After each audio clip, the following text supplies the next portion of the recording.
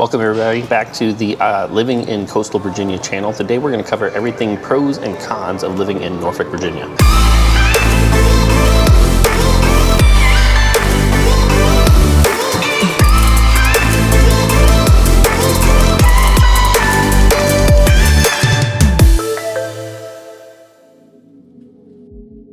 Welcome back again to Living in Coastal Virginia channel. Again, we're going to be covering everything pros and cons of living in Norfolk. If you haven't already, please hit subscribe. Hit that little bell notification down at the bottom. It lets you know when cool videos like this are dropping. And you get a little bit more of the Dan Inman Realtor guy in your face. Number one, amazing food and breweries. Obviously, I like to eat, and I also love myself some good beer. IPAs not as much anymore, because those hurt the tum-tum a little bit because I'm getting old. But I love me a good stout. I love me a good Hefeweizen. So Norfolk has a huge variety of fantastic places to eat. Anything from like traditional cuisines. We've got right over here, we're looking at Bangkok Garden. We actually today are in Taste. We've got a, what's the place right down the street? Oh, 80/20 Burger Bar is one of my favorite burger joints that you can hit up. The Grand Kitchen down on North Collie has a 30-day dry aged New York strip steak, which is just insanely good. Down in Ocean View, we have the World of Good, which has actually a wide variety of cooking styles. He only cooks what he feels like he can really nail and knock out of the park. One of the cool things he does there is that he gives a lot of the profits away to doing a World of Good. You've got Streets down here on South Collie. The Grain, which is kind of Norfolk's own beer garden on top of the Hilton down downtown. Absolutely amazing food there and incredible views. We've got cool places like the Birch Bar, which have like every little niche beer that you could think of underneath the sun. Let's see, Jesse's Taqueria in Ocean View, one of the best authentic Mexican food restaurants. And they also own right over here, was it Jesse's Taco Bistro? Yeah, Jesse's Taco Bistro, which is kind of a modern American spin on Mexican food. Both are absolutely fantastic, again, owned by the same owner. Sean and I do the I Love Cova show, again, where we spotlight a lot of local businesses. So you'll get to hear more about the area and the food and that type of thing. So next, let's hit breweries. Breweries started, I think, in 2010 when O'Connor first came into town. At least they were the first one, I think, of all of Hampton Roads or coastal Virginia. But they started in 2010. They won their Dry Otis Stout, the 2020 gold medal for stout category at the Great American Beer Festival. I can true a testament, it's probably my favorite beer that they have. It is insanely good. And if you want a little pro tip, if you have never tried a stout with like a scoop of vanilla bean ice cream in it, insanely good. Let's go ahead and roll really quickly through. Again, I'm gonna look down because I don't have these memorized, but we've got O'Connor Brewing Company, Elation Brewing Company, Rip Rap Brewing Company, Smart Mouth Brewing Company, Bold Mariner Brewing Company, Cova Brewing Company, Benchtop Craft Brewing Company, Maker's Craft Brewery, and Vale Brewing Company, which happens to be Tim and Bradley's favorite brewery. Tim's one of my best friends here locally. Bradley's my little brother. You'll probably see him in some future videos. Number two, both of these are outdoor oriented. We got Botanical Gardens and the zoo. Botanical Gardens is, in my opinion, one of the best places to go in Norfolk if you're just looking for a quick date. They do like the Christmas lights every single winter. If you want, on Sundays, they have Dog Sunday where you can take your dog to go walking there. Please, you're going to be required to take a leash. There's nothing off leash there. And although they do have stations with doggy bags, you're probably going to take one or two because nobody lifts up and then dog. Two other things about the Norfolk Botanical Gardens I think that are drastically underrated is the splash pad. When our kids were younger, taking them there for like an afternoon, we'd take them in their swim trunks, we'd go for a short walk, we'd go over to the splash pad, you've got water spraying everywhere. They're able to get themselves absolutely tuckered out. We take a light towel on the way back, walk back to the car. That's plenty of time for them to dry off. We get home, they take a nap, mom and dad get a nap too. Fantastic. And then the last part of the Norfolk Botanical Gardens, which I think, again, is just widely underutilized, is the amount of classes that they have there. So like they have one coming in February called Orchids 101.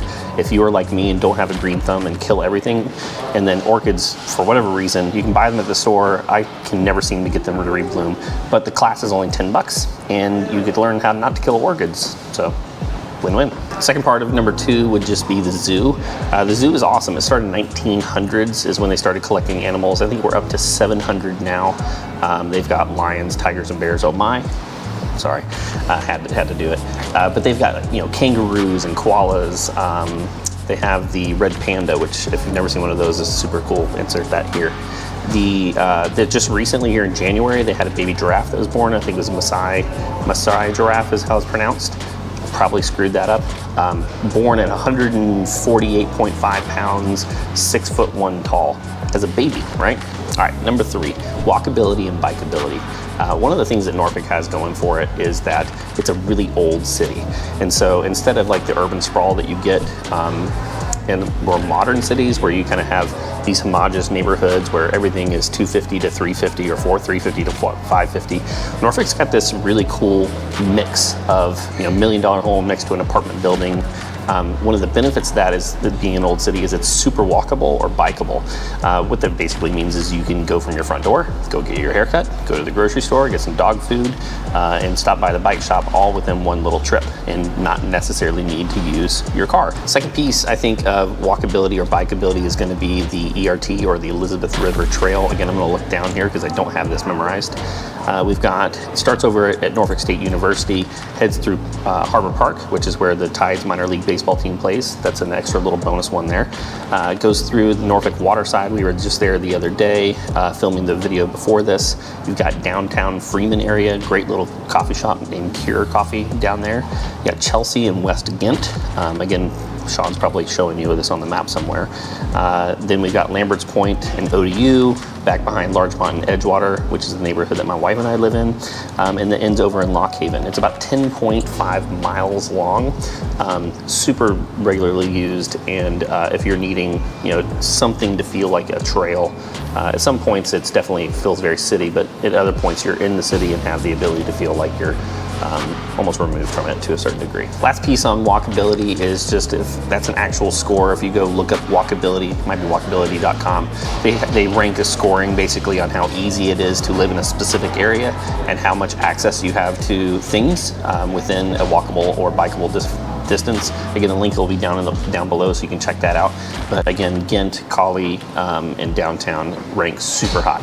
Number 4, a little off the cuff here, just Ocean View is a little gem or a little hidden gem. And what I mean by that is Ocean View is a stretch of beach here in Norfolk that goes all the way from Willoughby Spit all the way down to East Beach, which is right next to another naval base. One of the benefits there is that you've just got basically this really long stretch of beach that it's pretty affordable to live within walking distance, and mostly only locals use it. So if you are looking for a place to go locally to hit up the beach and not see a whole bunch of tourists like some places out in Virginia Beach, it's a fantastic little beach to go to. It's where me and my family go every summer if we're wanting to get to a specific place without a whole bunch of tourism. Not to mention they actually have lots of great food. That's where Jesse's Taqueria was, what I was mentioning earlier with the whole authentic Mexican food. They have Carlos Beach houses down there, Old Mariner. Number 5, I feel like I'm cheating a little bit here and copping out, but centrality. So Norfolk is just central to everything. On this channel, it's called the Living in Coastal Virginia channel. We battered around whether we were going to call it Living in Hampton Roads or Living in 757, a variety of those things. Sorry for the noise in the background. Yeah, but like I was saying, central to just so much. We have historic Williamsburg, if you're big into colonial history. Norfolk has tons of old architecture. You've got Virginia Beach, the strip down there, which has indoor skydiving and outdoor parks. You can drive, about an hour and a half down to the Outer Banks, and you have the ability to go and drive literally on the beach and go see wild horses, which is just super cool. We're not that far away from the mountains to go skiing. I just think that this area is super, super cool. Norfolk in particular has a lot of unique things about it that just makes it so easy to travel outside of Norfolk. All right, so let's hit a few cons. First on that cons list is freaking flooding. If you live here for any period of time, you know how irritating it can be. And that can be flooding from either the coastal, like river and sea level, or it could be flooding from flash flooding, right? Because the water has to go somewhere. I'm thinking of like Llewellyn and Granby where it splits. There's this little area that like if you didn't know about it and know even how to go around it, when it rains super duper hard or the tide is high, the water can get up to like 2 or 3 feet there. And so if you have a little itty bitty car, Dude, you drive through that thing, you're gonna hydrolock your engine. That's gonna cost thousands of dollars to fix. It's just one of those things that, driving around, living in Norfolk, that can be a huge pain in the butt. If you live here, you know exactly what I'm talking about. Part 2 of that would just be flood insurance, right? So the two types of like flood areas in Norfolk are going to be what's called your AE flood zone or your X flood zone. AE is a 100-year flood zone, which just means that there's a catastrophic event that happens 1 out of every 100 years. X would be 500, so one catastrophic event every 500 years. So AE would be the better. Being outside of AE into X or X500 would be the best. But effectively, if you live in those flood zones, you potentially might need to buy flood insurance for your home. Now, my wife and I live, again, close to ODU. We live in an AE 100 area. We even live in a 1912 home with a basement. During the last nor'easter, water kind of came up to where the street was. We were still able to easily get in and out of where our house is at. The insurance for us, I want to say, is slightly under $1,800 a year. So if you're going to buy a house, you need to take that in consideration. $1,800 a year, you divide that by 12, and you're looking at $100, $150 a month that could be going towards a mortgage payment, which means that you can buy more home with the house that's not in a flood zone. So just something to pay attention to. So number 2 on the cons list would be traffic. Hampton Roads or coastal Virginia is definitely known for our traffic, especially during the times with the bases, people are getting on base or getting off base. We have tons of bridges and tunnels here, and so it can just be a huge pain during high peak traffic times. It usually is, correct me if I'm wrong here, Sean, I would say 6 to 8 a.m. and then in the PM probably 4 to 6 p.m. So if you can avoid those times, great. If not everybody has control over their schedules. A lot of people are working from home now, so you don't have to worry about that nearly as much. But something that you'll need to pay attention to. I always have Waze up or Google on my phone, no matter where I'm going, because I've had it a few times where it literally tells me to get off now, and it saved me 10-15 minutes because I go around this little back road and then hop back on the highway. And I see everybody's piling up, and I hop off and hop back on within a short period of time. So just a little hack there. If you can keep those open on your phone, Waze in particular tends to do pretty well here. Number 3, parking. Parking can be a huge pain in the butt, especially downtown or around like the universities. Not to mention they've got like street sweeping that goes on all the time. So you're looking at like having to pay attention to, are they sweeping the street? It's funny as it may sound, they'll sweep one side of the street during one day of the week and then one side of the street on the other day of the week. And what they're trying to do is make it so that everybody who has their car can switch over to the other side so it can be swept. But I can tell you how many times I used to go to the gym down at the YMCA with my buddy Dan Smith, and I would come out and I would have a ticket because I was like looking for a spot, couldn't find one, finally parked, came out, and there's a ticket there. Partially my own fault because I was cheap and didn't want to pay for the monthly parking pass in the local garage. Should have done that. So Dan Smith, sorry brother. The reason I was late is because I was cheap, not because I was slept in, I promise. Another little thing to pay attention to on parking is going to just be there are certain areas that have meters, and so I highly recommend carrying around just some change in your car. Not all the time, at least what I found, Sean, is like the cards don't always work perfectly, and so like I remember I was going to drop off some flowers for a client. She put a bid on our property, she didn't get it. She was super sad that someone had outbid her with a cash offer, and so I went to go drop off flowers. Well, I go in. And it says I didn't have to basically do the meter at that time. But I come out and there's a freaking ticket there. And all it would have taken me is a freaking quarter to go put it in there just for like safety measure, and boom, I would have avoided that ticket. Con number 4, definitely gonna be tolls for me. I freaking hate tolls. I do a lot of driving because I'm, again, a realtor here in the area, and I'm showing homes from Norfolk to Williamsburg to Suffolk, Virginia Beach, all over the place, right? And so sometimes, pure and simple, the fastest way from point A to point B is going through a toll. Otherwise, it's gonna take another 10 to 15 minutes. And 10, 15 minutes when you're showing houses can make a difference on whether you show up on time or not. The difference in cost between having an easy pass and paying it as paper plate, meaning they take a picture and send it to the address, is literally 3 times as much. And so for me, who, someone who drives a lot often, or let's say you work in Portsmouth and you drive to Norfolk to work, it could be like hundreds of dollars per year that you end up saving because you get that easy pass. So get the easy pass, load it up with money, just do it anyway, and then they'll send you an email to let you know if your balance is low. But totally, the tolls here are just ridiculous, and I don't understand why we're paying such high toll prices. All right, number 5 is gonna be jet noise. I realize for a lot of people that this is not necessarily a con. Coming from the military myself, there's a certain affinity I have for that noise because of my deployments and hearing that, and just the bad noise that comes along with working in that industry. I used to be with SC-84, which is the Red Wolves, which was a Naval Helicopter Combat Squadron.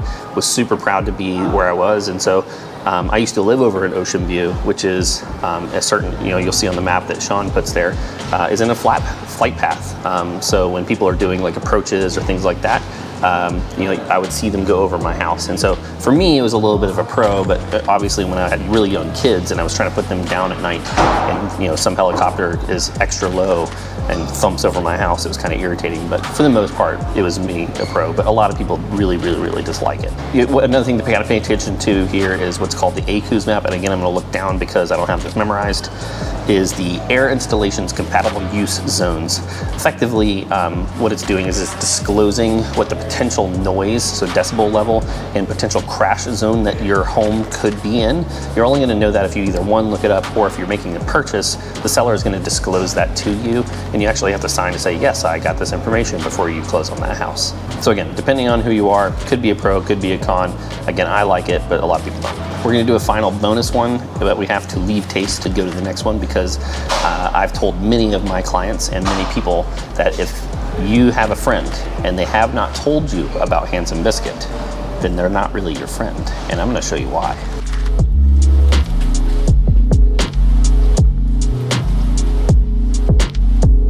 The one, the only, the Handsome Biscuit. Oh, look at that. We got VIP parking too. Yeah. What's going on? Not much. We're doing a Hella Fitzgerald all day. Gotta show the pros at the work. Show how it's done. All right, Sean. There's yours, good sir. All right, here we go. Oh, so hot. Oh, it is so good.